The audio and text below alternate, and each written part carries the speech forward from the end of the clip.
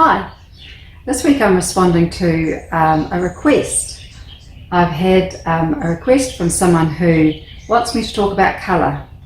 It's quite timely that, having just worked on this painting here, which has got some really strong colour in it and things, and it's a colour that I haven't used too much before. I haven't really gone into these.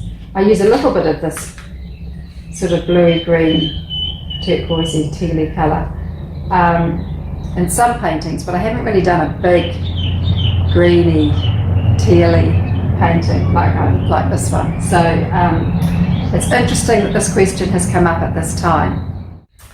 And I look at colour in the same way that I look at anything in the painting, actually.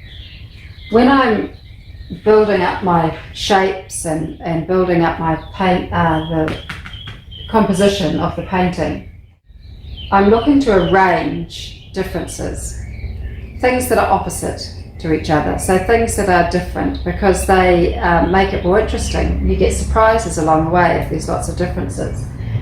But as well as differences, you've got to have things that, you've got to have elements in here that have something in common. So for example, I might do a line, but I'll do it in the same colour as I have in the shapes. So the line is very different from a shape, but because I do it in a similar colour, then it has some relationship between it. This mode of thinking I also apply when I'm choosing colours and working out if a colour looks good with another colour. So let me show you what I mean. Okay, so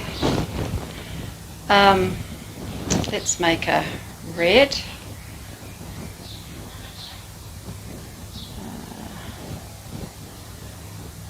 Whenever I make a colour, I always put just a few other colours in it as well, just so that it doesn't come straight from the tube, and so it's not such a bright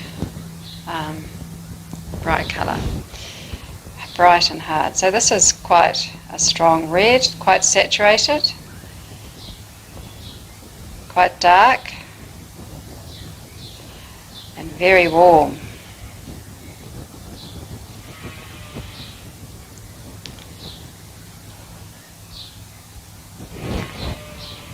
So that's our red.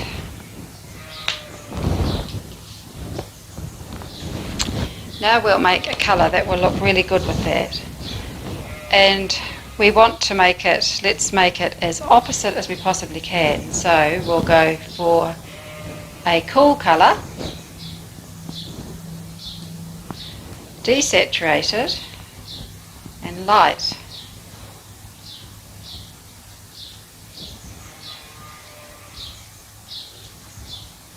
It's still very lighter.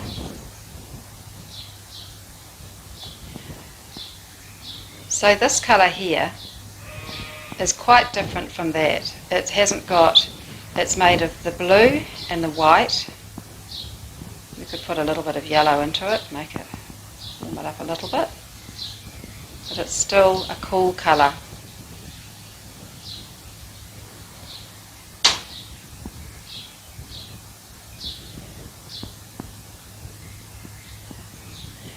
It has nothing in common with that colour.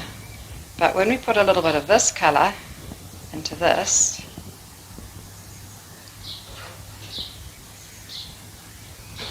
now it has something in common with that colour. We can get some more blue into it to make it cooler. It's quite desaturated. If you were to describe that colour, it's quite hard to describe. It's got quite a few other colours in it.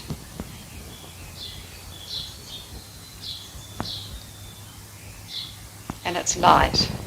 So if we put that colour next to this colour, it looks really nice.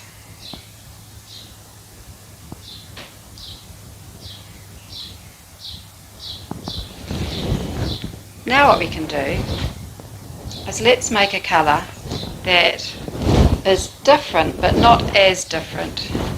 So let's make it cool and dark So it's dark. This one's dark, and so is this one. So they've got that in common. This one's cool, and it's quite desaturated. We could put some other colours in it to make it even more desaturated. And it's dark. But it has nothing, that's the only thing it's got in common with it. When we put a bit of this colour into that, now it's got something more in common, and it's actually going to look better next to this colour. They're going to be in harmony because they have got a little bit of, they share a common gene, which is the red. Let's see how it looks next to that colour there. They're both desaturated, so they have that in common. This one's dark, that one's lighter, although that's getting darker as it dries. And that one's cool, and this one's quite desaturated. I guess it's cool because it's got the blues in it, but I also put a bit of brown in it, which did warm it up. So those are the sorts of questions that I ask when I'm choosing colours.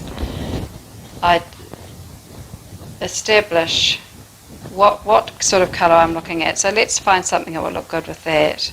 This is cool, quite light and desaturated. So let's go warm,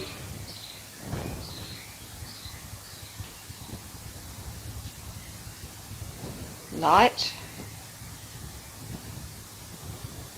but saturated.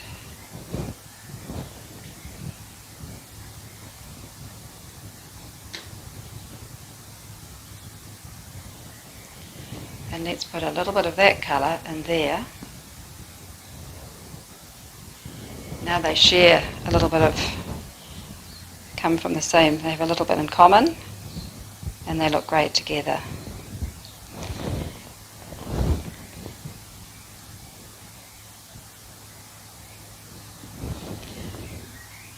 These two don't look as good together. They're both warm, they're both quite saturated, and that's a bit like, the only difference they have is that this one is lighter than that one. But I know if I put a bit of that dark colour in with that colour, then this is going to look really lovely with that one, because it's got a lot of differences again. It's saturated, because this one's desaturated. It's lighter than that one. It's very dark, so it's got a difference there. And this is warm, whereas that one's made of cool colours, so it's cool. So those two look good together. So when you're mixing up colours, if you just add a little bit of the colour that you're going to sit it next to into the colour, then you know that it's harmonised and it's going to look good together. So that's the trick.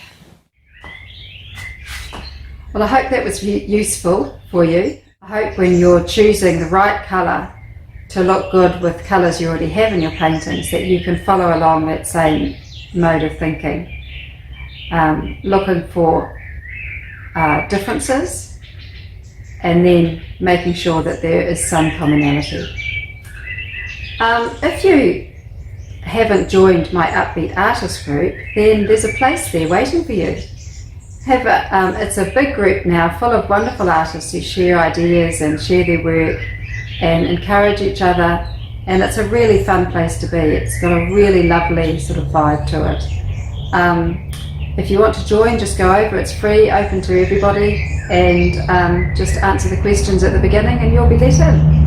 Okay, hope you've enjoyed this talk on colour, and we'll have a happy painting week.